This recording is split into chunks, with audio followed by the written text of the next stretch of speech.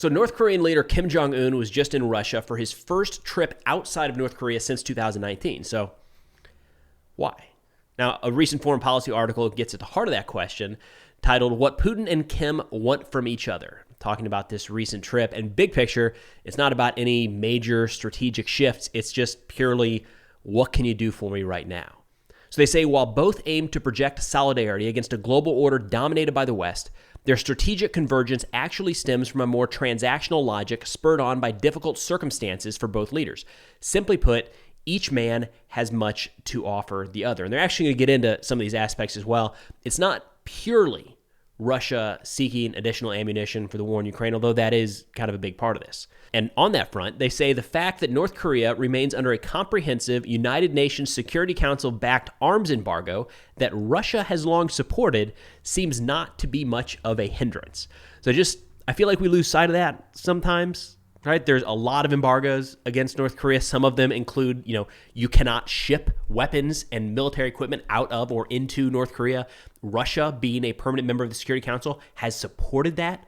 So whenever we're talking about Russia going to North Korea, trying to pull weapons out of that country in any way, shape, or form, or facilitate movement of weapons technology into North Korea, they would be violating the own embargoes through the National Security Council that they voted for in the first place. So just, got to keep that in mind. They say the two leaders chose to meet at an eastern spaceport where Putin said that the decision to meet there was an acknowledgement of Kim's great interest in rocket technology. And if you remember, over the course of the last couple of years, there's been a few failed satellite launch attempts, and the article says that Russian assistance with space launch technology could go a long way in abetting Pyongyang's military modernization ambitions, which include the development of military reconnaissance satellites. That has been one of the debated issues here for a while. The kind of baseline argument here is that Putin is going to North Korea to secure ammunition that can be used in their Soviet legacy systems, 152, 122 millimeter munitions that Russia already has the barrels for, so it's easy to just buy those and put them into use. And one of the things that a lot of people point to is this, the assistance with the North Korean space program, if you will. Now, the space program isn't necessarily putting people in space, but military satellites, which North Korea is still struggling to get off the ground, if you will.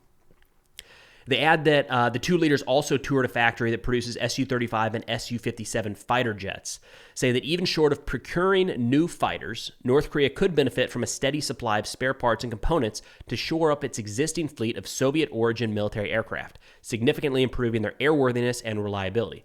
Because of a lot of these embargoes that have been put in place by the Security Council over the last few decades, really, much of the North Korean military arsenal, is really old. Now, we have old equipment in our inventory as well. Some of our jets and tanks and armored personnel carriers, things like that, they are also old. But we're able to, manufacture or acquire spare parts to upgrade these as we go along.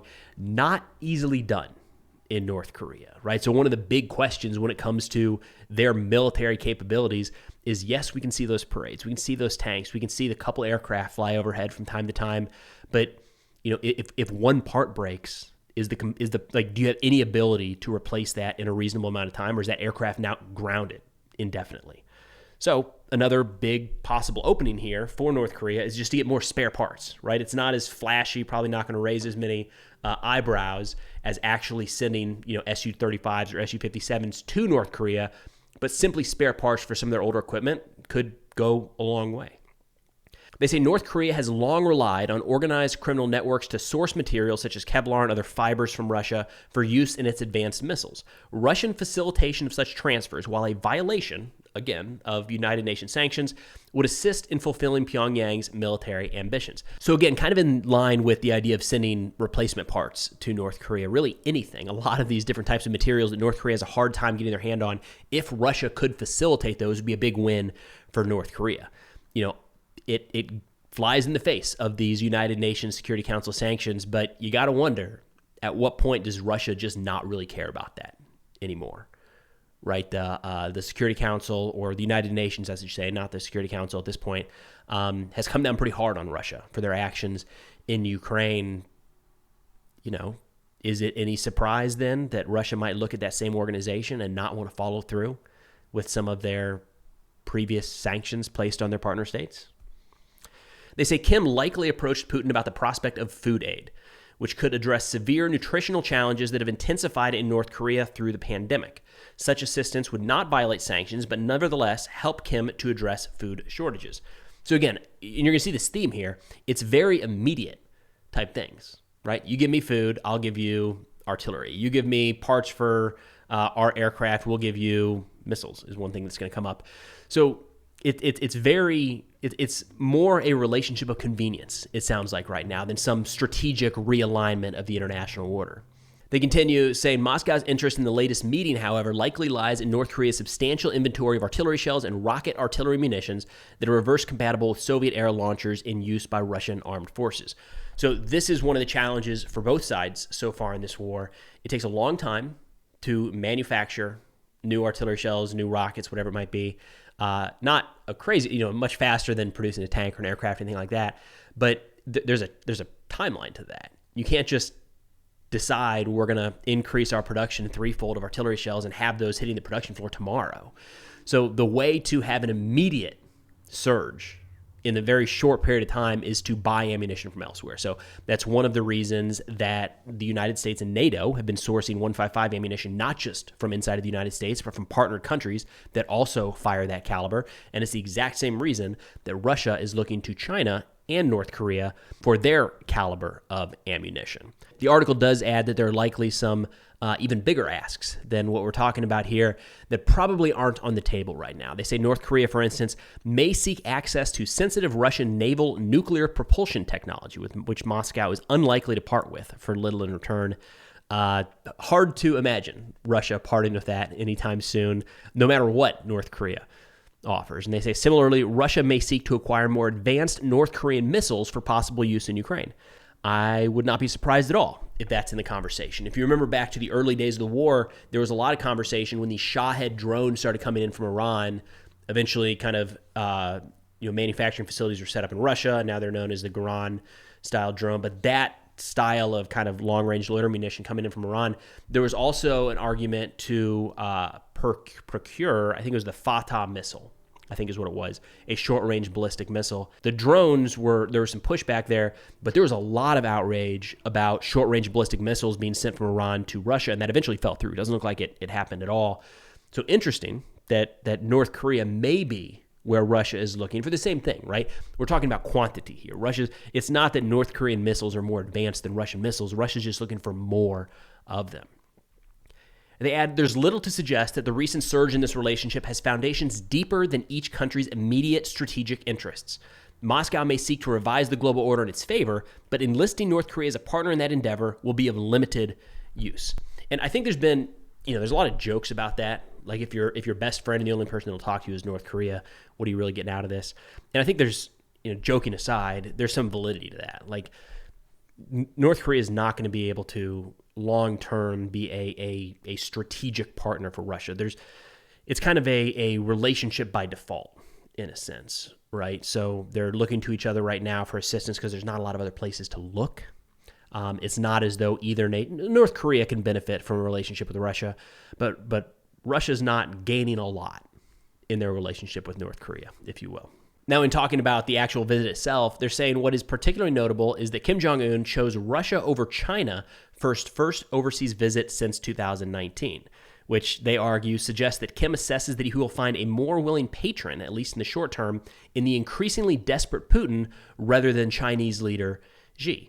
So it's not as though there's some rift occurring between China, Russia, and North Korea, but if you're Kim Jong Un and you're trying to get something, right, what he sees right now is he has some of those things that Russia needs. He has the ability to offer those things and might be able to get more in return there than just the standard everyday, every month type negotiations and ongoing conversations they have with China. They add that a shortage of conventional munitions is hardly the factor standing between Russia and the swift victory. The most important short-term effect of Pyongyang's expected supply of munitions may be that Russia will be able to backfill and sustain its own stockpiles in the event of a future conflict with NATO. I disagree. I think if Russia is able to acquire, call it, 1 million artillery rounds from anybody, that has the ability to immediately stop the Ukrainian offensive. I think it is a very big deal in the short term. Long term, I don't know that, Russian artillery consumption has gone down quite a bit, and it was going down through the winter. Really last summer is when it kind of peaked around Severodonetsk during the battles in the east. It's gone down ever since. And even that battle where Russia had substantial artillery advantages, it was a grinding fight, it was a slow fight, and there just wasn't a lot of territory changing hands. So a significant uptick in Russian artillery ammunition will stop, in my opinion, the Ukrainian advance. It'll allow them to really hammer some of those Ukrainian positions in the south, but it's not going to be enough to. There's no evidence to suggest that all Russia needs right now is just a few more artillery rounds, and they'll be able to march to Kyiv in the next few months, right? So I do think it'd be a short-term major problem for Ukraine. And then kind of wrapping up, they say incentivizing Kim to look away from Moscow will be difficult, but Washington should be ready to use every tool in its diplomatic kit to give North Korea a reason to at least contemplate the possibility of diplomacy once again. Look, I think the door is open there. Putin has only so many places he can look for assistance during their war in Ukraine. And to me, it seems like a slam dunk. Like, why not step in with North Korea right now? Offer sanctions relief, offer humanitarian assistance, anything. I mean, there's so much leverage being held over North Korea right now, and they're continuing to test missiles, right? They're continuing to conduct ICBM launches and try to send satellites up in space. There's all sorts of stuff. So it's not like that relationship is all sunshine and roses, but it does seem like there's, at least an opening there, right? Maybe reduce sanctions or increase food aid or economic assistance, humanitarian assistance, something to get Kim Jong Un to look at that deal and say, that is so good that I'm not going to send any sort of military assistance, military aid to Russia and help out my buddy Putin anytime soon. But that's all I got for now. I'll put the link to this article in the description below, as well as a link to the national security sit reps I put out on Substack. Once a week, direct your inbox 7 to 10 of the biggest national security stories floating around that week, as well as some podcast recommendations. But thanks for watching, and I'll see y'all next time.